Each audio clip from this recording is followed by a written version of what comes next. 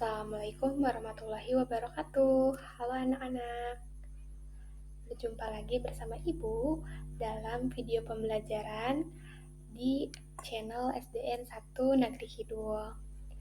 Nah, bersama Ibu Rahma Yulita dari mahasiswa P3K UPI Purwakarta. Di sini Ibu akan menjelaskan mengenai kalimat saran dalam tema 4, subtema 1 untuk kelas 3. Nah, Ibu berharap untuk semua yang sedang menonton video pembelajaran ini dalam keadaan sehat walafiat dan yang sedang dalam masa pemulihan dapat segera lancar pemulihannya.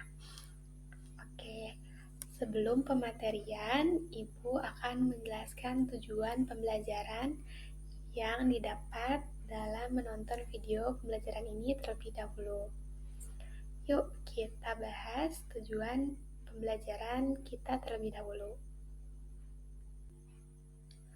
Nah, anak-anak, tujuan pembelajaran yang dapat diambil setelah menonton video pembelajaran ini, yang pertama, ada siswa dapat menunjukkan ungkapan atau kalimat saran, masukan, dan penyelesaian masalah sederhana dengan tepat. Lalu juga yang kedua, dengan mengamati masalah sederhana yang diberikan, siswa dapat menunjukkan ungkapan atau kalimat saran, masukan, dan penyelesaian masalah sederhana dengan tepat. Nah, berikut tujuan pembelajaran yang dapat kalian dapatkan setelah menonton video pembelajaran ini. Yuk kita langsung ke materi, yaitu kalimat saran di video pembelajaran ini. Nah, sebelum Ibu bahas, Ibu pengen tahu nih, adakah di sini penonton yang sudah tahu apa yang dimaksud dengan kalimat saran? Lalu, pernahkah kamu memberikan kalimat saran kepada teman? Juga bagaimana kita membuat sebuah kalimat saran? Nah, kira-kira bagi kalian yang sudah tahu jawabannya, bisa kalian komenkan jawabannya di kolom komen video ini ya. Nah, yuk kita sekarang bahas mengenai pertanyaan yang ada di sini, juga materi kalimat saran. Nah, anak-anak, kalimat saran adalah sebuah kalimat yang diungkapkan oleh seseorang kepada orang lain yang berisi mengenai opini maupun harapan akan suatu hal. Kalimat saran ini seringkali digunakan oleh seseorang untuk mengungkapkan suatu pendapat mengenai hal maupun mengajukan sebuah anjuran terhadap orang lain.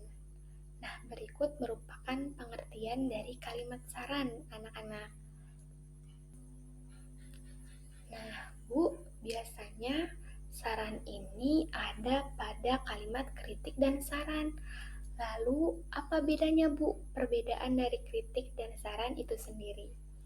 Nah, anak-anak, perbedaannya yaitu kritik dapat dibilang sebagai pengkoreksian.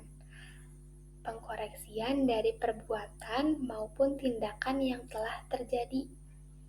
Namun, jika saran yaitu biasanya berisi akan pesan sehingga tindakannya akan lebih positif.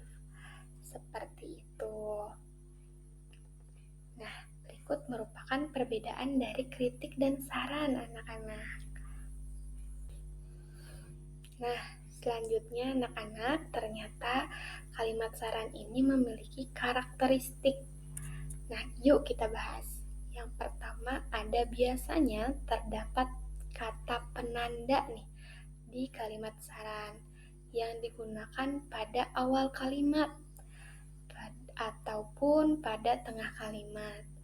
Nah, kata penandanya ini yaitu seperti contoh nih, ada contohnya yaitu seharusnya, sebaiknya, lebih baik jika, ataupun perlu diingat bahwa, diusahakan, hendaknya, saran saya, dan berbagai kata penanda lainnya yang serupa. Nah, katanya penanda-penanda ini selalu ada di kalimat saran.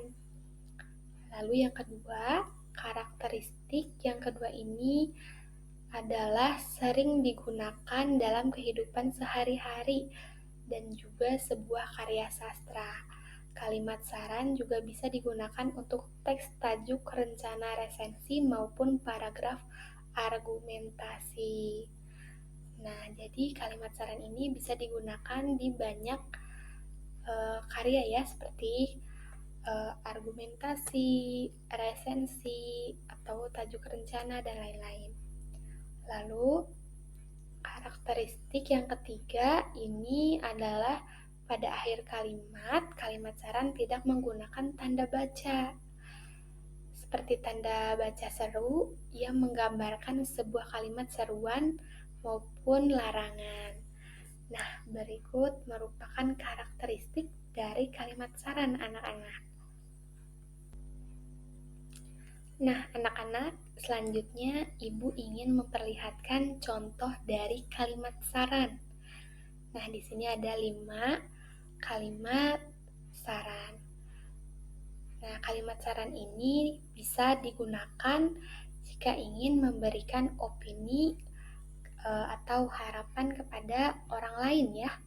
Nah, yang pertama ada, sebaiknya kamu lebih fokus belajar untuk ujian besok daripada bermain agar kamu dapat menghadapi ujian tersebut. Nah, saran ini membawa hal positif bagi orang lain ya, yaitu mengajak belajar sebelum ujian. Yang kedua yaitu sebaiknya kamu menyelesaikan tugas yang diberikan guru agar tidak mendapatkan sanksi nantinya. Nah, ini juga mengajak hal positif. Nah, sarannya yang positif ya, untuk menghindari sanksi dari keterlambatan tugas. Lalu yang ketiga, sebaiknya kamu tidak menyia-nyiakan waktu yang kamu miliki agar tidak menyesal di kemudian hari. Yang keempat, menurutku kamu harus meminta maaf kepadanya atas perbuatan yang kamu lakukan waktu itu. Nah, yang keempat ini saran untuk teman agar berbaikan ya dengan teman yang lainnya. Lalu yang kelima, alangkah baiknya jika kalian semua saling berkenalan satu sama lain, menjalin silaturahmi. Nah, kelima kalimat ini merupakan termasuk dari kalimat saran. Nah, karena terdapat kata penanda yang telah ada di karakteristik tadi di awal kalimat nih, ada sebaiknya, menurutku, alangkah baiknya, itu merupakan kata penanda. Nah, berikut merupakan contoh dari kalimat saran anak-anak. Setelah kita mengenal dari kalimat saran, pengertian, karakteristik, dan juga contoh, nah, Ibu ingin kalian terus berlatih agar pengetahuan kalian terus terasah mengenai materi kalimat saran ini menggunakan LKPD dan juga lembar evaluasi yang Ibu sudah siapkan pada deskripsi video ini. Melalui link yang ada di deskripsi video, kalian bisa mengunduh LKPD dan lembar evaluasi beberapa soal yang ada di situ, lalu kalian kerjakan dan juga kalian gunakan sebagai latihan di rumah. Nah, setelah mengerjakannya, kalian dapat mengumpulkannya di GCR. Nah, berikut merupakan penjelasan dari Ibu mengenai kalimat saran ya, anak-anak.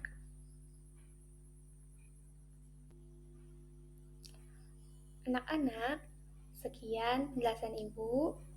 Mohon maaf bila masih banyak kekurangan ataupun kesalahan dari video pembelajaran yang Ibu buat.